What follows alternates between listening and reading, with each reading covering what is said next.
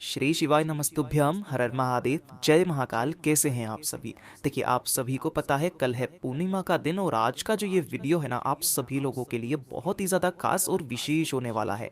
जितनी भी माताएं बहनें मेरे इस वीडियो को सुन रही हैं, देख रही हैं, अपनी मनोकामना पूर्ति के लिए, धन की संपदा बढ़ाने के लिए और अपनी कार्य सिद्धि के लिए इस एक अखंड अक्षत वाले उपाय को पूर्णिमा के दिन करना बिल्कुल भी मत भूलिएगा। अगली पूर्णिमा तक आपकी जो भी इच्छा होगी, जो भी कामना होगी, वो पूरी ज़रूर होगी। पूज्य गुरु जी की कथा से सुन करके और समझ करके पूरे उपाय को बड़े ही विस्तार से बताऊंगा, परंतु उससे पहले आप सबसे एक छोटी सी प्रार्थना कि जो लोग पहली बार आए हैं, चैनल को सब्सक्राइब ज़रूर कीजिएगा और वीडियो को लाइक करके देवादिदेव महादेव जी का कोई सा भी प्यारा नाम कमेंट बॉक्स में लिखना मत भूलिएगा। इस पूरे वीडियो में हम 3 महा उपायों के बारे में बात करेंगे, जिसमें पहला उपाय आपकी इच्छा पूर्ति के लिए होगा। दूसरा, अगर आपके कोई कार्य पूरा नहीं हो रहा है, अटक रहा है, तो कार्य की सिद्धि के लिए, सफलता पाने के लिए, व्यापार के लिए होगा और नौकरी में पदोन्नति के लिए। साथ ही साथ इसी के अलावा अगर आपके घर में धन नहीं आ रहा है तो उसके लिए पूर्णिमा के दिन एक अद्भुत उपाय किया जाता है। तो ध्यान से सुनते चले जाना, समझने की कोशिश करना। सबसे पहले बात करते हैं पहले वाले उपाय की। पहला जो उपाय होगा यह आपकी इच्छा पूर्ति के लिए है, पहले ही कह दिया था। और पूज्य गुरुजी ने कहा कि ये वाला जो उपाय आप पूर्णिमा के दिन करते हो ना, किसी विशेष मनोकामना की पूर्ति के लिए किया जाता है। अगर आपकी कोई विशेष कामना है किसी भी तरीके की ना, तो इस वाली कामना से आपको ये वाला उपाय पूर्णिमा के दिन करना है। किस समय करना है, कैसे करना है, ध्यान से सुनते ही चले जाना, समझने की कोशिश करना। इसके लिए आपको चाहिए होगा एक लोटा, जिसके अंदर आपको अपने घर का शुद्ध जल ले लेना है, तांबे का कलश। इसी के साथ में आपको लेना होगा एक चावल। ठीक है, देखिए, ये कैसा होना चाहिए? अक्षत होना चाहिए, जो कहीं से भी खंडित ना हो। इसीलिए बोला गया था अखंड अक्षत। काफी सारे लोग क्या करते हैं ना, जैसे उनकी मुट्ठी में आते हैं वैसे चावल वो रख देते हैं। ऐसा बिल्कुल भी मत किया कीजिए। हमेशा अखंड अक्षत, यानी कि अक्षती नाम इसीलिए दिया गया है कि पूर्ण चावल होना चाहिए। और एक बेलपत्र आपको लेना है जो कहीं से भी खंडित ना हो। नहीं मिलता है, बाबा की शिवलिंग पर जाना, शिवलिंग पर जो बेलपत्र चढ़ा है उसे काम में ले लेना। ध्यान से सुनते चले जाना, एक नियम से इस उपाय को करना है, समय से करना है। ठीक है। तीसरे नंबर पर आपको चाहिए होगा एक दीपक। जो दीपक आप बनाओगे वो बनाओगे आप गोल बाती का, है ना। और कोई सा भी ले लेना, आटे का ले लो चाहे मिट्टी का ले लो, गुरुदेव ने इसके बारे में कुछ नहीं कहा। गोल बाती का दीपक लेना है और इसके अंदर भरना है आपको गाय का घी।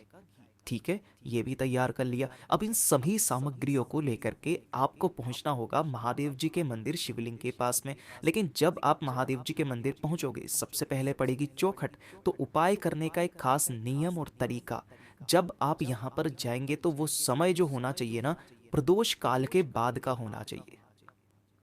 पूर्णिमा के दिन प्रदोष काल के बाद, यानी कि शाम के बाद में आपको जाना है। ठीक है ना। सुबह के समय ये वाला उपाय नहीं करना है। जैसे ही आप यहाँ पर जाएंगे, सबसे पहले जो एक दीपक लेकर के आए हैं, शिवालय की चौखट पर, ये जो चौखट होती है ना, यहाँ पर आपको प्रज्वलित कर देना है और इसके नीचे कोई ना कोई आसन जरूर लगा देना। पहला काम तो ये करोगे, अपनी कामना कह करके यहाँ पर एक दीपक लगा देना।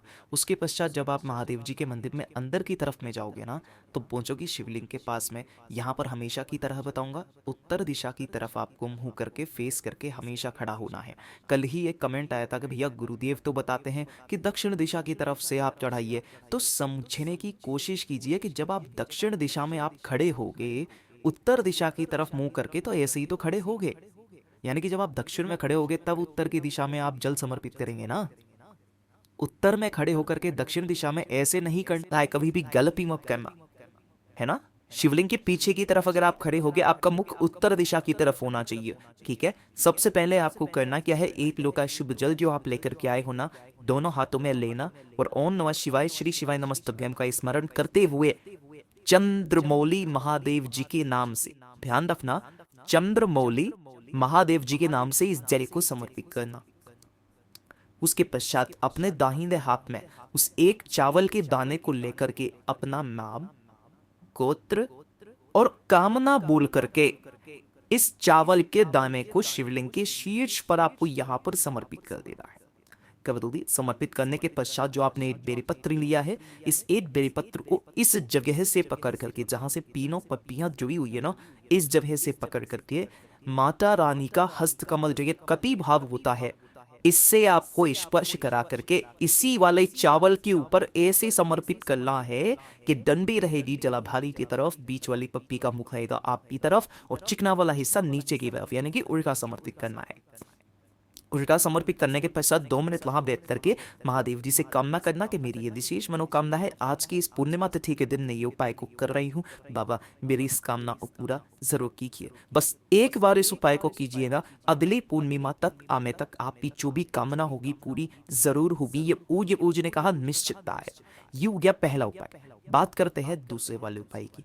ये जो दूसरा उपाय है किन लोगों को करना है, ये होगा कि अगर आपका कोई कार्य है जो काफी समय से अटक रहा है, तो उस कार्य की पूर्णता के लिए, कार्य की सिद्धि के लिए, पहला, चाहे वो किसी भी कार्य हो, नौकरी का कार्य हो, पदोन्नति का कार्य हो, या नौकरी न पदोन्नति नहीं हो रही है, सफलता नहीं मिल रही है किसी कार्य को करने में, है ना, व्यापार आपने खोला हुआ है वो भी अच्छी पकड़ में नहीं पकड़ रहा है, यानी कि उन्नति कराने के लिए, अपने कार्य को सिद्ध कराने के लिए, पूर्ण कराने के लिए पूर्णिमा के दिन इस उपाय को किया जाता है। उपाय करने का एक नियम है। इसके लिए आपको चाहिए होंगे चावल। कितने? 7 चावल के दाने लेना है आपको। अक्षत होने चाहिए, कहीं से खंडित ना हो, ठीक है। दूसरे नंबर पर आपको चाहिए होगा इत्र। अब गुरुदेव ने जो इत्र बताया ना, आपको कोई सा भी इत्र नहीं लेना है, ये चीज ध्यान रखना। आपको केसर का इत्र लेना है। अगर केसर वाला इत्र ना मिले तो पूज्य गुरुजी ने कहा 4 से 5 कलियां केसर की लेना, इसे किसी भी कटोरी के अंदर थोड़े से दूध या जल के अंदर इसे क्या कर देना, गला देना, और इसी के अंदर उन 7 चावल के दानों को भिगो लेना। या तो आप केसर का इत्र ले लें, उसके अंदर 7 चावल के दाने भिगो लें, या फिर आपको नहीं मिलता है तो केसर आप ले लेना और थोड़ी सी केसर के अंदर 2 से 4 बूंदे जल की मिला करके उसी में चावल डाल देना। केसर वाले चावल आपको बनाने हैं, ठीक है। इसी के साथ में आपको चाहिए होगा सफेद फूल। कितने लेने हैं? मात्र 1 सफेद फूल। कोशिश करना केतकी का फूल गलती से भी ना ले, है ना, महादेव जी के ऊपर नहीं चढ़ाया जाता है वरना 1000 गौ हत्या का पाप लगता है। तो आपको एक सफेद फूल जो मिल जाए वो ले लेना है केतकी के अलावा। 1 लोटा शुद्ध जल अपने घर का लेना है, तांबे के कलश में एकदम ताजा जल, और इन्हें लेकर के पहुंच जाना बाबा के मंदिर शिवलिंग के पास में। यहाँ पर उत्तर दिशा की तरफ, नॉर्थ डायरेक्शन की तरफ मुंह करके खड़े हो जाना है। जो भी आप कार्य सिद्धि के लिए आए हो ना, उस कार्य सिद्धि की कामना अपने मन में रखते हुए दोनों हाथों में उस 1 लोटे को पकड़ना है। शिवलिंग पर पहले जल समर्पित करना है। ओम नमः शिवाय, श्री शिवाय नमस्तुभ्यम पंचाक्षरी मंत्र या षडाक्षरी मंत्र का स्मरण करते हुए कुंदकेश्वर महादेव जी के नाम से। यहां पर जो आप स्मरण करोगे, कुंदकेश्वर महादेव जी का स्मरण करोगे, और दाहिने हाथ में 7 चावल जो आपने लिए हैं केसर में भीगे हुए वो, और 1 सफेद फूल दाहिने हाथ में लेना। अपनी कामना करना उस कार्य सिद्धि के लिए मुट्ठी में लेकर के अपने हृदय से लगा करके कामना कह करके शिवलिंग के शीर्ष पर यहां पर आपको ये 1 सफेद फूल और 7 चावल के दाने समर्पित कर देना है। समर्पित कर देने के पश्चात आपको यहाँ पर 2 मिनट बैठना है, महादेव जी की आराधना करनी है और वापस घर की तरफ चले आ जाना है। पूज्य गुरु जी ने कहा कि अगर आपके आसपास कोई शिवालय नहीं है, शिवलिंग नहीं है, तो आप यही वाला उपाय, अगर आपके घर में कहीं पर भी बेल का पेड़ लगा हुआ है तो आप वहां पर भी इस उपाय को कर सकते हैं। इसी तरीके से पहले आपको कुंदकेश्वर महादेव के नाम से जल समर्पित करना है और उसके पश्चात अपने दाहिने हाथ में उन सामग्री को लेकर के नाम, गोत्र और कामना कह करके पेड़ की जड़ों में समर्पित कर देनी है। छोटा सा उपाय है। किस समय करना है? किसी भी समय। इस वाले उपाय को किसी भी समय कर सकते हो। सुबह करना चाहो सुबह कर लो, प्रदोष काल में करना चाहो प्रदोष काल में कर लो, लेकिन पूर्णिमा के दिन करना है, ठीक है। ये हो गया दूसरा उपाय। बात करते हैं तीसरे वाले उपाय की। ये जो तीसरा वाला उपाय है ना, यह है धन संपदा की वृद्धि के लिए। अगर आपके घर में धन नहीं आ रहा, संपदा नहीं बढ़ रही है, कर्जा बढ़ता चला जा रहा है, व्यापार में उन्नति नहीं हो रही है, तो घर में धन की आवक को बढ़ाने के लिए इस उपाय को किया जाता है। इसके लिए आपको चाहिए होगा 1 बेलपत्र जो कहीं से भी खंडित ना हो, और 1 चाहिए होगा शमी का पत्ता। जो आप तोड़ोगे वो यहाँ से तोड़ोगे, गोले में जो बनाया ये 1 शमी का पत्ता है, ठीक है। और 1 लोटा शुद्ध जल अपने घर का लेना।